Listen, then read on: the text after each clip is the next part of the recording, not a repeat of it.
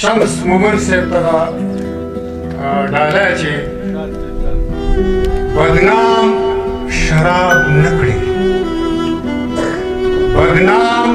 شراب نه کړي محفل خراب نه کړي او مطربه تنګ ورکا غلی رباب نه کړي چې د سمک نه لاړو برابام ته ورسېدو پرواز د فکر مې د راز مرام ته ورسېدو او عشق جلال جلوه جمال او بې مثاله وصال عشق جلال جلوه جمال او بې مثاله وصال ښکلی محبوب چې د دنا مقام ته ورسېدو او یو دا د خادم صاحب ته پکې ډالۍ دي چې یو لیوني په میخانه کې د خمار په لټون یو لیوني په میخانه کې د خمار په لټون چې جامونه ماتول نو جام ته ورسېدو چې نږدې په یو ځای په یوه لار پښتانه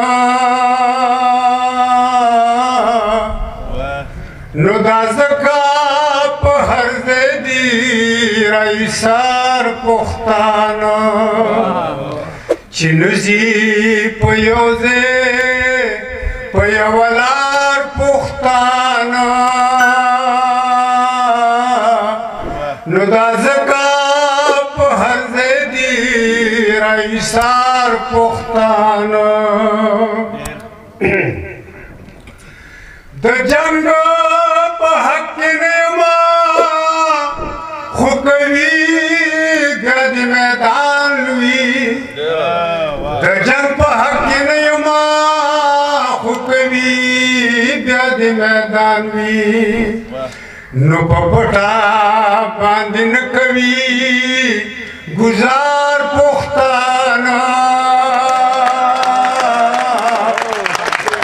په پټه باندې نه کوي گزار پښتانه نو دا ځکه په هر ځای دي رایسار پښتانه چې یارو ورته پلو د لاندې غلې غلې خاندي چې یار ورته پلو د لاندې غلې غلې خاندي چې یار ورته پلو د مخ نه غلې غلې خاندي چې یار ورته پلو د مخ نه غلې غلې خاندي نو منصوره غوندې خداک منصوره غوندې خندا کوي په دار پښتانه دا ځکه په هر ځای دي رایسار پښتانه دا ځکه په هر ځای دي رایسار پښتانه امن د نه دا مې بل ځکه کو چې ما ته پته ده چې ډاکټر صاحب به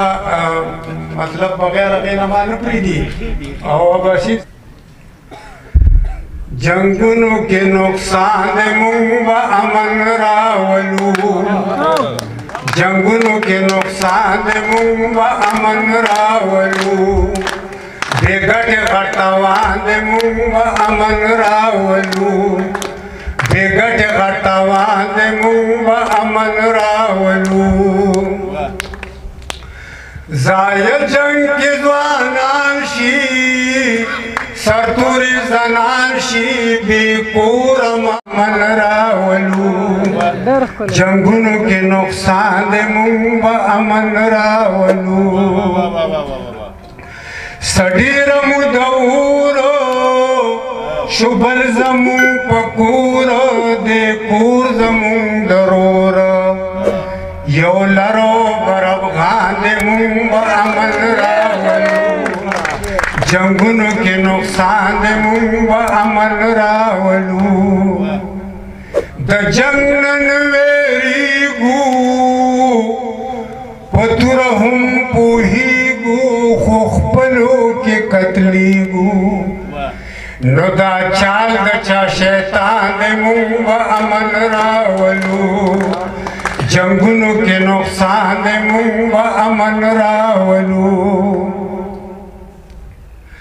تر سوچ دا جهان وي حساب د افغان وي کنوي کار به وران وي نو مغرب ولې حیران دی مونږ به امن راولو دلته ما هغه وخت دا لیکلو چې بوش نو بس بوشتنه تباه شو نو مطلب مغرب ولې حیران دی مونږ به امن راولو جنگونو کې نقصان دی مونږ به امن راولو کسرې وینې تویېږي نجم نور کېږي پښتون به راټوکېږي کسرې وینې تویېږي نجم نور کېږي پښتون به راټوکېږي ارمان د ولي خان دی مونږ به امن راولو جنگونو کې نقصان دی مونږ به امن راولو بې ګټې غټوان دی مونږ به امن راولو هسې یو تپوس کوم